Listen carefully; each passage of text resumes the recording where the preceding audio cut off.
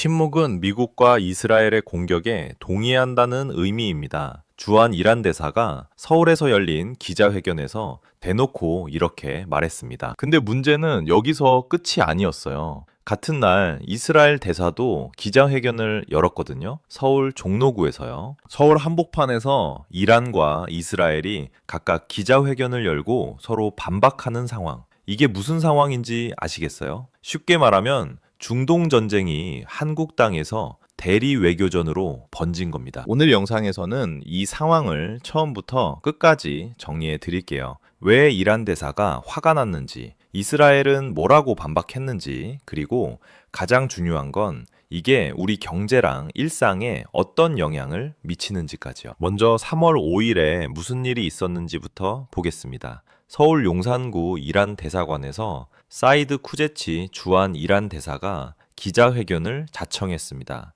자청했다는 게 중요해요. 대사관에서 기자회견을 여는 건 뭔가 아주 강하게 전달하고 싶을 때입니다. 쿠제치 대사가 뭐라고 했냐면요. 전쟁 범죄, 인권 침해의 대표적 가해자인 이스라엘 점령 정권이 트럼프 행정부와 공조해 우리 영토에 군사적 침략을 했다. 그러면서 이란은 유엔 헌장 제51조에 따라 보장된 자위권을 행사하는데 어떠한 주저함도 없다고 했어요. 여기서 이번 사태가 뭔지 간단히 짚고 넘어갈게요. 2월 28일 미국과 이스라엘이 이란의 대규모 공습을 감행했습니다. 핵시설과 군사기지, 지도부를 타격했고 최고 지도자 하메네이가 사망했어요. 이란은 보복으로 이스라엘과 걸프만 미군 기지에 미사일을 발사했습니다. 중동 전체가 전쟁 상태에 들어간 거죠. 그런데 이 싸움에 한국이 휘말리게 된 겁니다. 지난 3월 2일 외교부가 대변인 성명을 냈어요.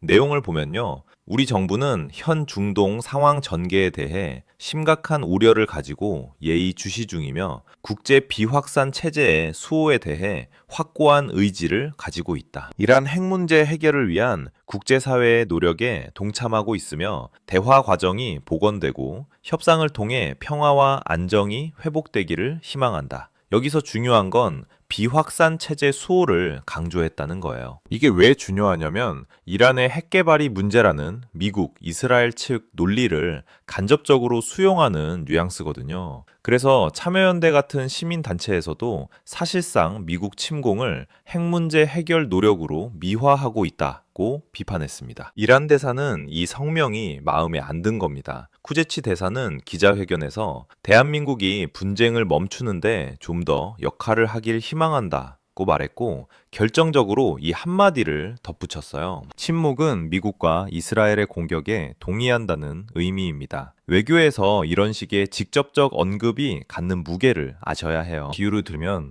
여러분이 회사에서 열심히 기획안 썼는데 상사가 이건 네가 찬성한다는 뜻으로 해석할 수밖에 없어 라고 하면 그냥 좀 아쉽다랑은 완전히 다른 수준의 압박이잖아요. 이란 대사가 오전에 기자회견을 했어요. 그랬더니 같은 날 비슷한 시각 라파엘 하르파즈 주한 이스라엘 대사가 종로구 HJ 비즈니스 센터에서 별도의 기자회견을 열었습니다. 연ve키 이란 대사 기자회견에 대한 맞불이에요. 두 나라의 대사관이 제3국에서 서로를 겨냥한 기자회견을 동시에 여는 건 극히 드문 사례입니다. 서울경제에 따르면 도쿄에서도 이란 대사관이 간담회를 열었지만 이스라엘 측의 반박 기자회견은 없었어요. 서울에서만 이런 맞불이 벌어진 겁니다. 하르파즈 대사는 이렇게 말했어요. 이란은 수십 년간 국제사회를 속이며 핵을 개발할 시간을 벌어왔고 핵을 갖는다면 주저없이 사용할 나라다. 그러면서 이번 공격이 핵 탄도미사일 개발 저지와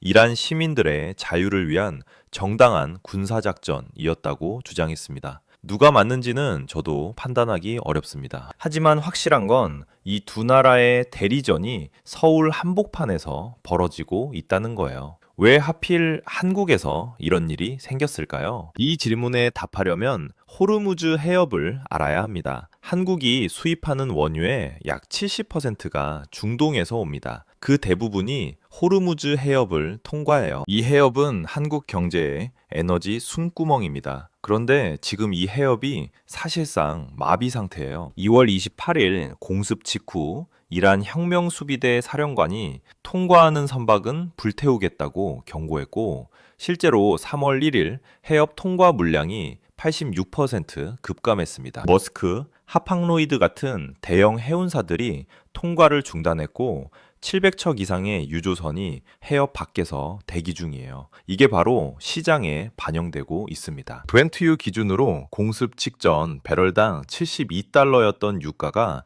현재 84달러대로 올랐어요. 일주일 만에 약 17% 상승한 겁니다. 바클레이즈와 JP 모건은 봉쇄가 장기화되면 100달러를 넘어설 수 있다고 전망하고 있고요. 유가가 오르면 뭐가 문제냐고요? 다 오릅니다. 기름값, 운송비, 물류비, 결국 우리가 사는 물건값까지. 실제로 이번 주 전국 주유소 휘발유 가격이 리터당 85원 넘게 급등했다는 보도도 나왔어요. 호르무즈 해협 위기는 한국 물가 상승, 우리 지갑에서 돈 더 나감. 이렇게 직결되는 겁니다. 이란이 한국에 입장을 분명히 해라고 압박하는 건 결국 이 에너지 카드가 있기 때문이에요. 한국 정부 입장에서 생각해 볼게요. 한쪽에서는 이란이 침묵은 공격에 동의한다는 의미라고 압박하고, 반대쪽에서는 미국, 이스라엘이 동맹국으로서 지지를 기대하고 있어요. 이란 편을 들면 한미 동맹에 금이 갈 수 있어요. 반도체 수출, 방위산업 협력 등 미국과 엮인 게 너무 많습니다. 이스라엘 편을 들면 이란과의 관계가 악화되고 호르무즈 리스크가 더 커질 수 있어요. 중동 국가들 전체와의 관계도 나빠질 수 있고요. 양비론을 유지하면 양쪽 모두에게 비판받습니다. 이미 이란 대사가 침묵은 동의라고 했고, 국내에서도 참여연대가 비확산만 언급해서 사실상 미국 편을 드는 것이라고 비판했어요. 이걸 외교학에서는 샌드위치 딜레마라고 부릅니다. 가장 가능성 높은 시나리오는 뭘까요? 당분간 전략적 모호성을 유지할 겁니다. 입장을 일부러 애매하게 유지해서 양쪽 모두와 관계를 유지하는 전략이에요. 한국은 미중 관계에서도 이런 전략을 써왔죠. 다만 상황에 따라 점진적으로 조정될 겁니다. 미국이 직접 지지를 요청하면 미국 쪽으로 기울 수밖에 없고, 이란이 실제로 위협적 행동을 취하면 에너지 안정을 위해 대화 채널을 열려 할 거예요. 유엔 안보리 결의나 다른 주요국들의 입장에 따라서도 달라질 수 있습니다. 오늘 정리하면 이렇습니다. 첫째, 이란 대사가 서울에서 기자회견을 열고 침묵은 미국과 이스라엘 공격에 동의한다는 의미라며 한국을 압박했습니다. 둘째, 같은 날 이스라엘 대사도 서울에서 기자회견을 열어 핵개발 저지를 위한 정당한 작전이라고 반박했어요. 셋째, 서울 한복판에서 중동의 대리 외교전이 벌어진 겁니다. 제3국에서 양국 대사관이 동시에 맞불 기자회견을 여는 건 극히 이례적인 일이에요. 넷째, 한국이 휘말린 이유는 호르무즈 해협이라는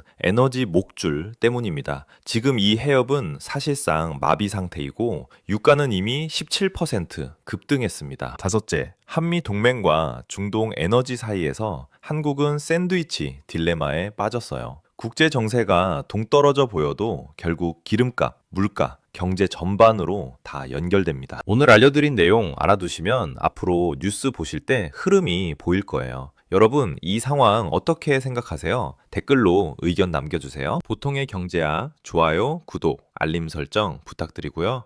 다음 영상에서 뵙겠습니다. 감사합니다.